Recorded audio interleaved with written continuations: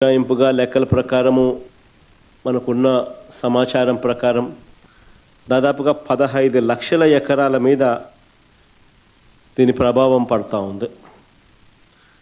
దాదాపుగా ఇందులో 11 లక్షల ఎకరాలు వరి మీదనే ప్రభావం పడతా ఉంది. 39 లక్షల ఎకరాలలో మామూలుగా వరి సాగయ్యే పరిస్థితి ఉంటే అందులో దాదాపుగా 11 లక్షల ఎకరాలలో దీని ప్రభావం పడతా ఉన్న పరిస్థితులు కనపడతా ఉంది. దాదాపుగా 1,15,000 ఎకరాలకు సంబంధించి పత్తి, దాదాపుగా మరో 1,15,000 ఎకరాలకు సంబంధించి వేరుశనగ, మరో 2 లక్షల ఎకరాలకు సంబంధించిన మొక్కజొన్న, మరో దాదాపుగా 2 లక్షల ఎకరాలకు సంబంధించిన హార్టికల్చర్ పంటల మీద తీవ్రమైన ప్రభావం, దాదాపుగా 15 లక్షల ఎకరాల మొత్తం మీద తీవ్రమైన ప్రభావం కనిపిస్తూ ఉంది. ఏదేమైనప్పటికీ ఇలాంటి తీవ్రమైన పరిస్థితుల మధ్య మనము కార్యాచరణ అనేది మనం చేయాల్సి ఉంది. ఒకవైపున రైతులకు తోడుగా నిలబడాల్సిన కార్యక్రమం ఒకవైపున ఉంది. ఎన్యూమరేషన్లో రైతులకు అండగా తోడుగా నిలబడాల్సిన కార్యక్రమం ఒకవైపున ఉంది. ఈ కార్యక్రమంలో భాగంగా చంద్రబాబు నాయుడు గారి ఈ హయాంలో రైతులు ఏ రకంగా నష్టపోయి ఉన్న పరిస్థితుల మధ్య ఎలా సాగుతూ ఉందనే చూడాలి. ఎందుకనంటే ఇంతకుముందు ఎప్పుడు కూడా ఇలాంటి వరదలు కానీ, తుఫాన్లు కానీ, ఇలాంటివి కరువు కానీ, ఇలాంటి ఏ పరిస్థితి వచ్చినా కూడా మన హయాంలో ప్రతి ఒక్కరికి కూడా ఈ క్రాప్ జరిగేది. ఆర్బీకే వ్యవస్థ అన్నది అప్రమత్తంగా ఉండేది.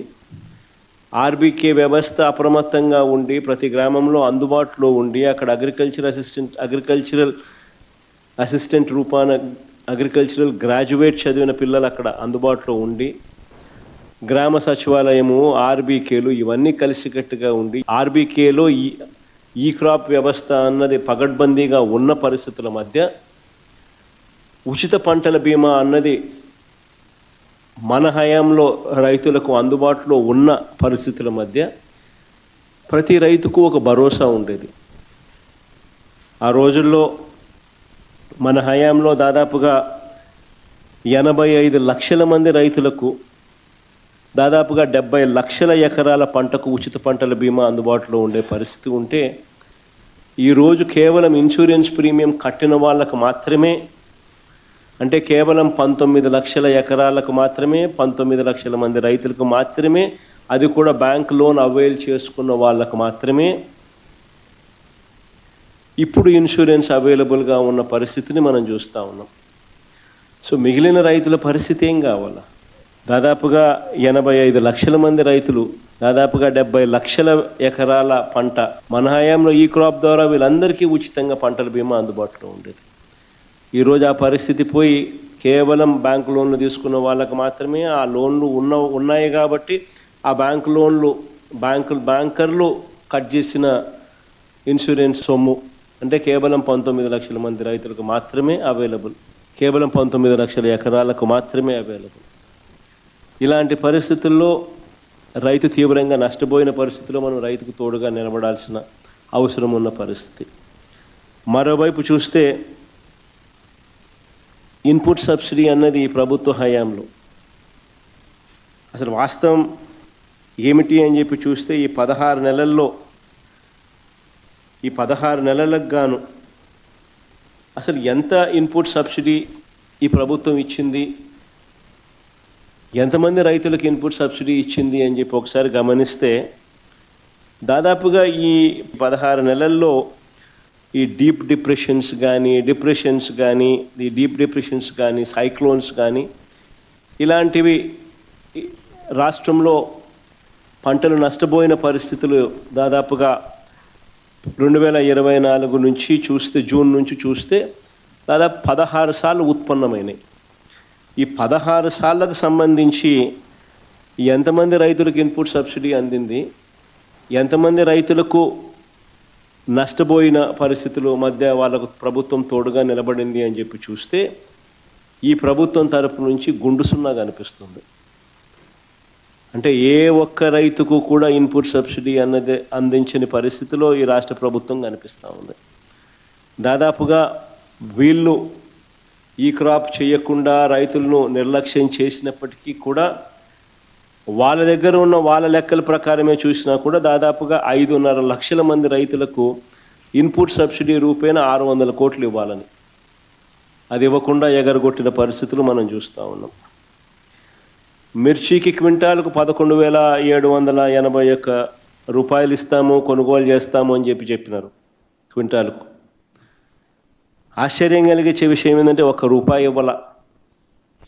పొగాకు కొనుగోలు చేస్తామన్నారు, ఎక్కడ దిక్కు దానికి కూడా పొగాకు కొనుగోలుకు కూడా ఎక్కడ కూడా చేసిన పుణ్యం కట్టుకోలేదు. మామిడికి ₹12 కొనుగోలు చేస్తామన్నారు కిలోకు, ఒక రైతుకు మంచి చేయలేదు.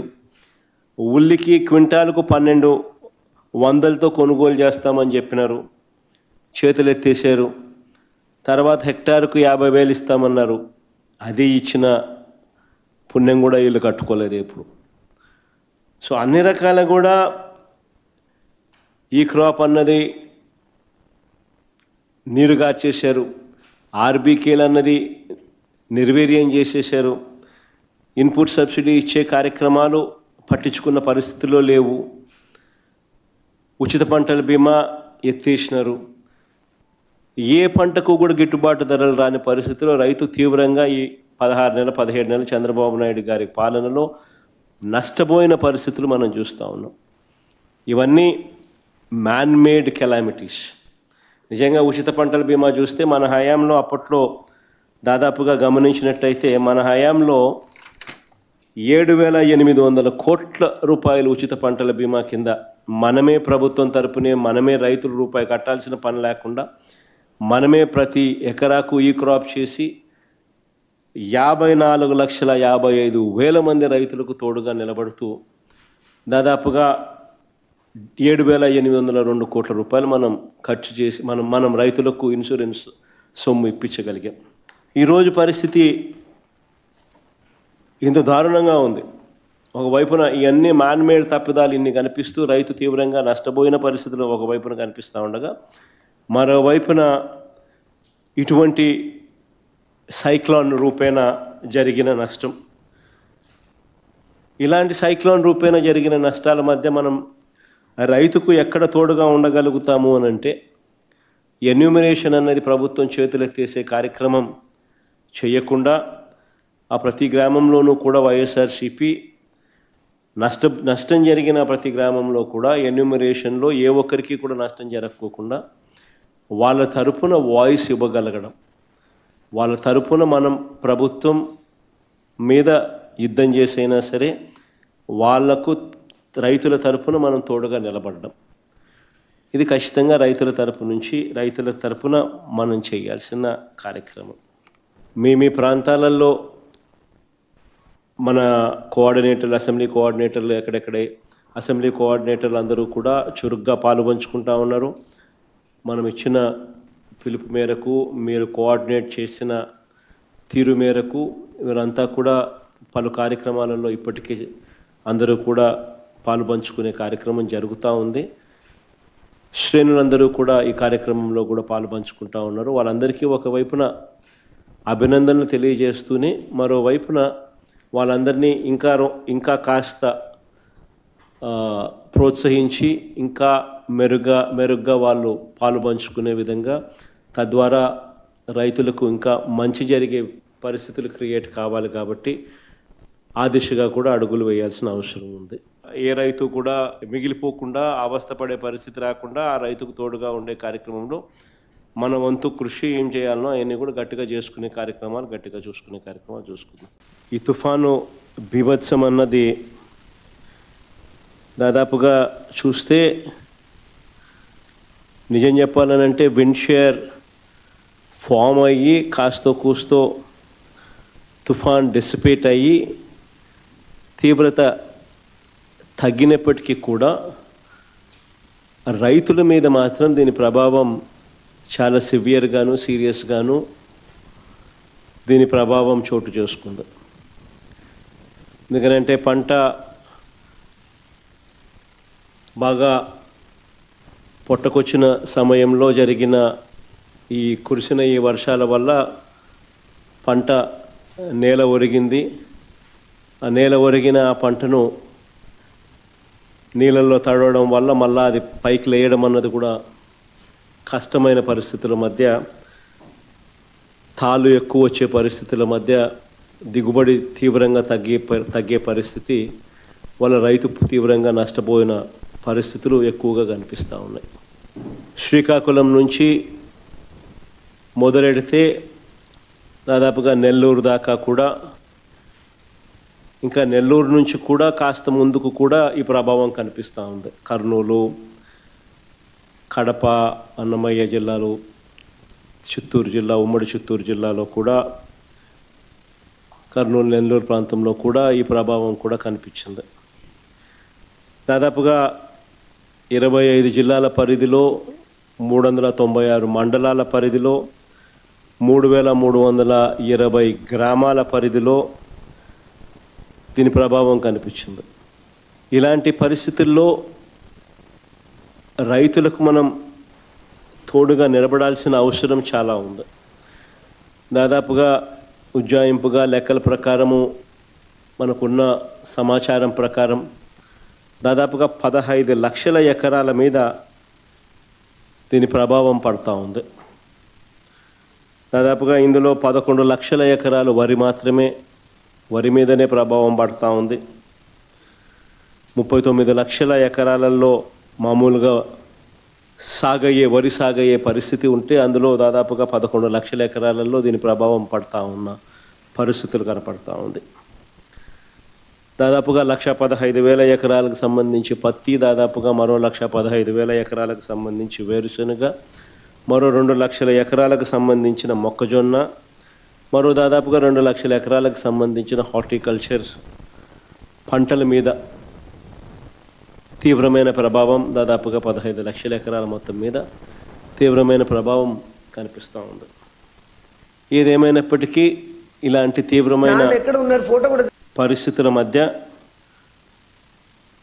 మనము కార్యాచరణ అనేది మనం చేయాల్సి ఉంది. ఒకవైపున రైతులకు తోడుగా నిలబడాల్సిన కార్యక్రమం ఒకవైపున ఉంది.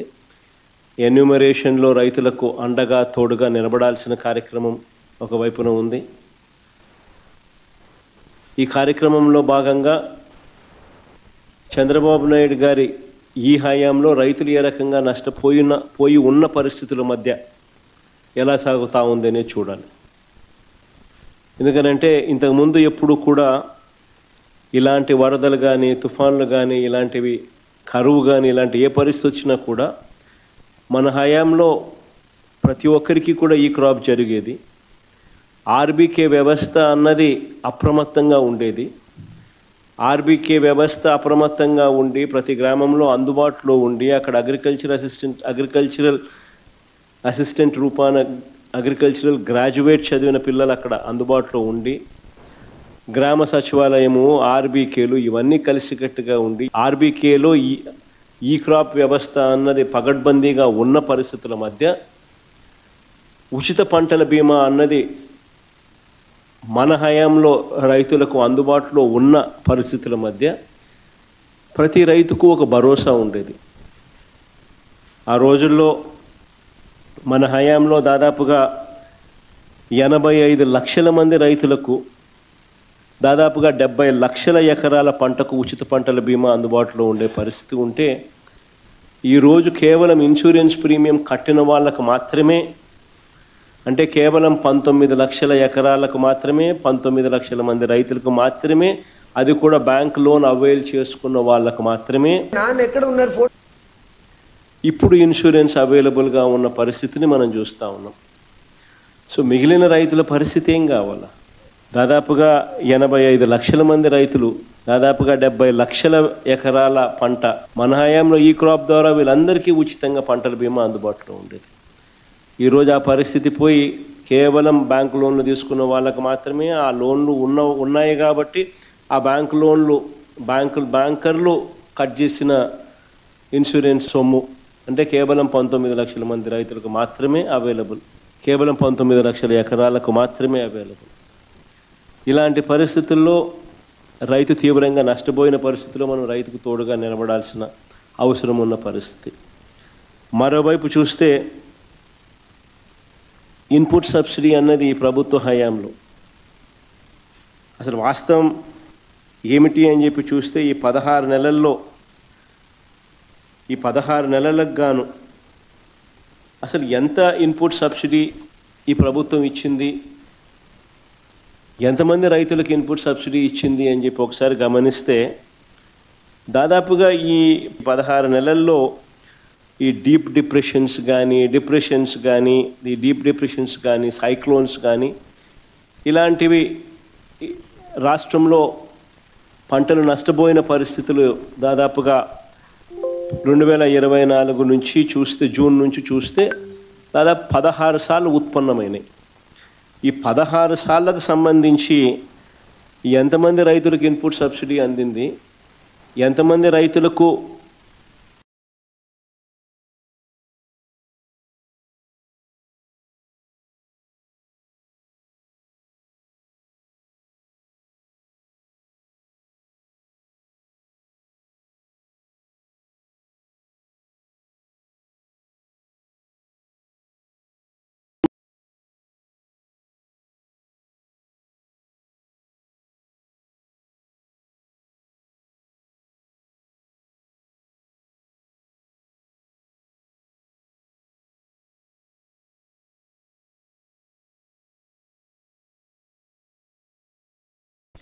పొగాకు కొనుగోలు చేస్తామన్నారు, ఎక్కడ దిక్కు దానికి కూడా పొగాకు కొనుగోలుకు కూడా ఎక్కడ కూడా చేసిన పుణ్యం కట్టుకోలేదు.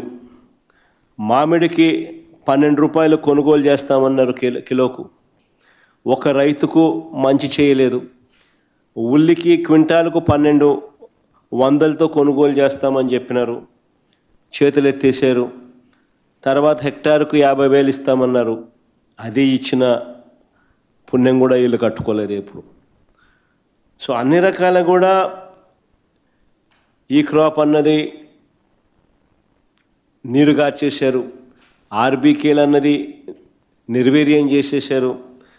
ఇన్పుట్ సబ్సిడీ ఇచ్చే కార్యక్రమాలు పట్టించుకున్న పరిస్థితుల్లో లేవు. ఉచిత పంటల బీమా ఎత్తేసినారు. ఏ పంటకు కూడా గిట్టుబాటు ధరలు రాని పరిస్థితిలో రైతు తీవ్రంగా ఈ 17 నెలలు చంద్రబాబు నాయుడు గారి పాలనలో నష్టపోయిన పరిస్థితులు మనం చూస్తూ ఉన్నాం. ఇవన్నీ మ్యాన్మేడ్ కెలామిటీస్. నిజంగా ఉచిత పంటల బీమా చూస్తే మన హయాంలో అప్పట్లో దాదాపుగా గమనించినట్లయితే మన హయాంలో 7,800 కోట్ల రూపాయలు ఉచిత పంటల బీమా కింద మనమే ప్రభుత్వం తరపునే మనమే రైతులు రూపాయి కట్టాల్సిన పని లేకుండా మనమే ప్రతి ఎకరాకు ఈ క్రాప్ చేసి 54,55,000 మంది రైతులకు తోడుగా నిలబడుతూ దాదాపుగా 7,802 కోట్ల రూపాయలు మనం ఖర్చు చేసి మనం రైతులకు ఇన్సూరెన్స్ సొమ్ము ఇప్పించగలిగాం. ఈరోజు పరిస్థితి ఇంత దారుణంగా ఉంది. ఒకవైపున ఇవన్నీ మ్యాన్మేడ్ తప్పిదాలు ఇన్ని కనిపిస్తూ రైతు తీవ్రంగా నష్టపోయిన పరిస్థితులు ఒకవైపున కనిపిస్తూ ఉండగా, మరోవైపున ఇటువంటి సైక్లోన్ రూపేణ జరిగిన నష్టం, ఇలాంటి సైక్లోన్ రూపేణ జరిగిన నష్టాల మధ్య మనం రైతుకు ఎక్కడ తోడుగా ఉండగలుగుతాము అని అంటే ఎన్యూమరేషన్ అన్నది ప్రభుత్వం చేతులెత్తేసే కార్యక్రమం చేయకుండా ఆ ప్రతి గ్రామంలోనూ కూడా వైఎస్ఆర్సీపీ నష్టం జరిగిన ప్రతి గ్రామంలో కూడా ఎన్యూమరేషన్లో ఏ ఒక్కరికి కూడా నష్టం జరగకోకుండా వాళ్ళ తరపున వాయిస్ ఇవ్వగలగడం, వాళ్ళ తరపున మనం ప్రభుత్వం మీద యుద్ధం చేసైనా సరే వాళ్లకు రైతుల తరపున మనం తోడుగా నిలబడడం, ఇది ఖచ్చితంగా రైతుల తరపున మనం చేయాల్సిన కార్యక్రమం. మీ ప్రాంతాలలో మన కోఆర్డినేటర్లు, అసెంబ్లీ కోఆర్డినేటర్లు ఎక్కడెక్కడే అసెంబ్లీ కోఆర్డినేటర్లు అందరూ కూడా చురుగ్గా పాలుపంచుకుంటూ ఉన్నారు. మనం ఇచ్చిన పిలుపు మేరకు, మీరు కోఆర్డినేట్ చేసిన తీరు మేరకు వీరంతా కూడా పలు కార్యక్రమాలలో ఇప్పటికీ అందరూ కూడా పాలుపంచుకునే కార్యక్రమం జరుగుతూ ఉంది. శ్రేణులందరూ కూడా ఈ కార్యక్రమంలో కూడా పాలుపంచుకుంటూ ఉన్నారు. వాళ్ళందరికీ ఒకవైపున అభినందనలు తెలియజేస్తూనే మరోవైపున వాళ్ళందరినీ ఇంకా కాస్త ప్రోత్సహించి ఇంకా మెరుగ్గా వాళ్ళు పాలు పంచుకునే విధంగా, తద్వారా రైతులకు ఇంకా మంచి జరిగే పరిస్థితులు క్రియేట్ కావాలి. కాబట్టి ఆ దిశగా కూడా అడుగులు వేయాల్సిన అవసరం ఉంది.